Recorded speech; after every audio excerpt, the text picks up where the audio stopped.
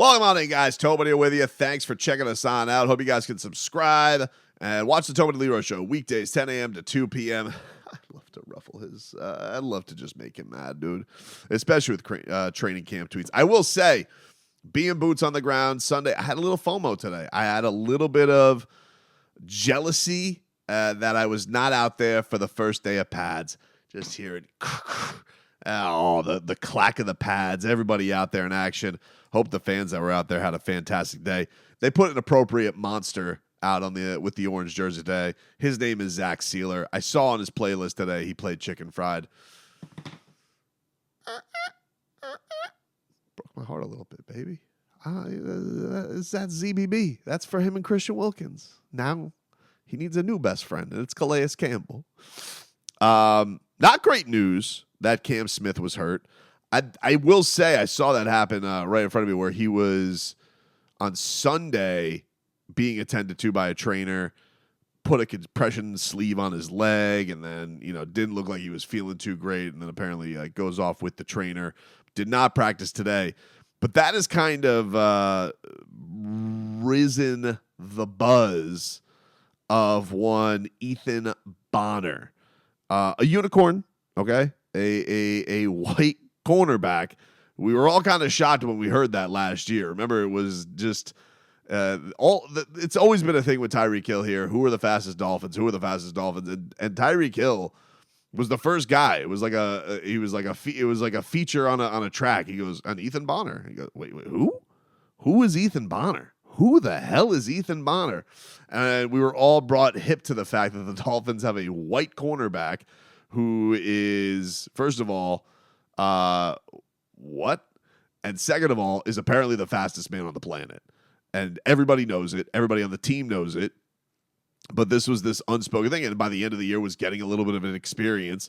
But you have your second round pick from last year not playing. And all of a sudden you have a undrafted wonder who Jaylen Waddle today comes out and is basically saying that nobody has grown more than Ethan Bonner. Man, Bonner probably has had the craziest jump from I think any player from last year, in my opinion.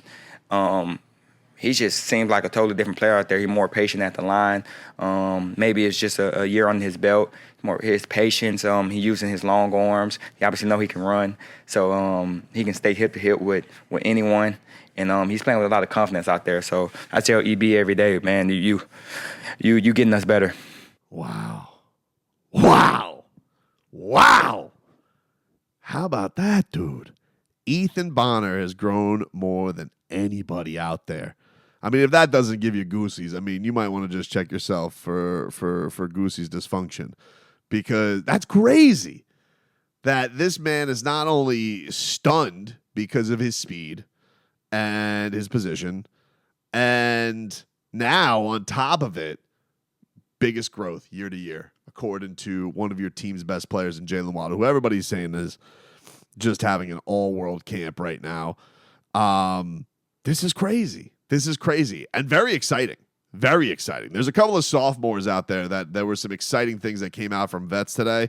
The other one was probably this word from Durham Smythe, who he had the claim of Julian Hill, who was another great story from last year, that Julian Hill, according to Durham Smythe, is the most physical tight end in all of football. I would venture to say Julian might be the most physical tight end in the NFL across the entire board. I don't care what year you are. He's the most physical player I've ever played with. And he's a professional. From day one, the main thing for him, and this is what he cares about. And that really sets apart rookies, especially undrafted free agents, some guys who care as much as he does. And the sky's the limit for him, He, like I said, he's the most physical guy I've ever played with. He's got talent outside of that, too, that he's building on as a young player. The sky is the limit for Julian. I find this exciting for a couple of reasons. One, obviously, this basically just means he's opposite Mike Gesicki, which is fantastic. Secondly, Durham Smythe is a physical player. And so if a kid is impressing him with his physicality, he's for real, right? He's not just I think it was Durham Smythe today. This was kicked around a couple of times, but the pads are on. Durham Smythe's like, That's real football. That's man's football. That's real football. And so now you have him saying that Julian Hill is more physical than anybody. Very exciting, dude. Very, very exciting. And yeah, to get that kind of notoriety from your teammates, Waddle saying that thing about Ethan Bonner, Durham Smythe saying what he's saying about Julian Hill. This is pretty cool. And then the other side of it is, with the pads on, you get a guy like Patrick Paul, who I don't know if he's going to play. Apparently, Terron Armstead, he was on NFL Network today. He says he's making his debut on Tuesday. So we'll see 72 out on the offensive line for the Miami Dolphins for the first time. He'll get in. Please, dude. Please stay healthy. Please. But Patrick Paul, it's interesting. He's going into this year, which feels very much like it's going to be a redshirt year for him. But then there's the other side of you that's but it's probably not going to be a redshirt year for him. Now, maybe Kendall Lamb will step in the place first of Terron Armstead because he's just got that veteran presence. He knows he can fit into those tackle spots in a great way. But Patrick Paul, he's a giant. So what's to keep the Miami Dolphins from just saying, you know what? Let's go and just put this absolute terrifying monster out on the line. Let's see what happens. Because that is going to be, you would think, the plan eventually. And everybody's looking at this 6'8", 320-pound behemoth. And they're wondering, all right, is this guy going to be able to physically bring everything into control? I don't know. But I'm sure he's going to be able to show himself a lot better when they're actually playing physical out on these lines, which is why I'm jealous I wasn't out there today. Very, very jealous. Do have a little bit concerned. Talked about this a little bit yesterday, but Aaron Brewer, him and Tua with the snappy snaps, not doing so hot. I don't like that.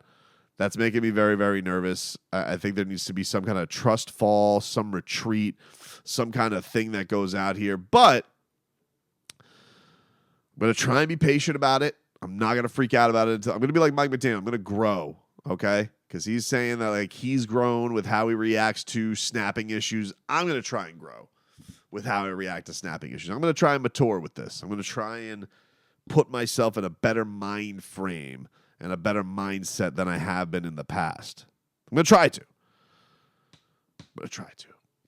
I was on national radio today. I did a hit today with Infinity Sports Network. It's formerly CBS Sports Radio. Why they didn't call it Odyssey Sports Network, I'm not really sure. But they call it Infinity Sports Radio. I was on today. We were talking some Tua. I was making my case for why Tua deserved the bag. But they asked me an interesting question today. And I'm curious from the Dolphins' perspective where you guys are at on this, because they were basically in a roundabout way asking, do I respect the New York Jets? And I don't think I've given them a lot of respect. I don't feel like I've given the New York Jets a lot of thought because, one, I think their quarterback is old and high as hell.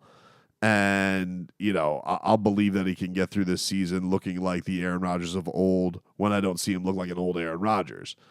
But maybe I should. I mean, they do have weapons. I can't dismiss that. They've added Mike Williams. We know Garrett Wilson's talented. Breece Hall's a beast. Not still sure about their offensive line. I still, I know they've made some slight adjustments there, but I'm still not sure what to feel about that. I'm not sure what to feel about Aaron Rodgers. I'm not sure how to properly respect a legend who has done all the things that he has done, but is also a kook who definitely doesn't feel like he's prioritizing football anymore, and just does word salad through everything to get his point across. And any Jets fans that are listening to that and are trying to compare his word salad to Mike McDaniel's word salad, they're not the same thing, dude. I don't know what to tell you. But maybe I should. And I don't think the Dolphins are a shoo-in for the division. I don't want that to be the case. I don't want everybody to feel like I'm cocky in that way. But I just feel like, and this is what I explained, is I just feel like the Dolphins, if they have to have their eye on anybody, it still has to be the Buffalo Bills. As much as it pains everybody to say that, and knowing that they look depleted and knowing that they look a little diminished, how can you not look at Buffalo after what happened last year and think until you really knock them off, then you have cleared the path to go win the division. Because I thought the Dolphins, coming into last year, all the games being very close, even a playoff game without Tua Tagovailoa and playing Skylar Thompson, I thought that the gap had shrunk between the Dolphins and the Bills. And then last year happened. And then the Dolphins completely pooped the bed of having the AFC East in their hand, and they just yacked it and still gave it to the Buffalo Bills, and the Bills embarrassed them. So it's tough for me to think of anybody else as like the target for the Dolphins other than Buffalo. And maybe I should respect the Jets more. Maybe I should, but I just don't. And I just think that's a case of I'm very much focused on the Dolphins having to dethrone Buffalo and get that boogeyman out of the way, that nightmare out of their way, before I can move on to, are the Jets for real too? And that might just be maybe that's a mistake of misidentifying the true talent on each roster. I know that Josh Allen is still a rhinoceros and plays the quarterback as such. Very tough to take down. He is owned basically real estate with the Miami Dolphins for his entire career. And until the Miami Dolphins dethrone that, I'm not really thinking even about, also the Jets. Should I take that team seriously as a threat?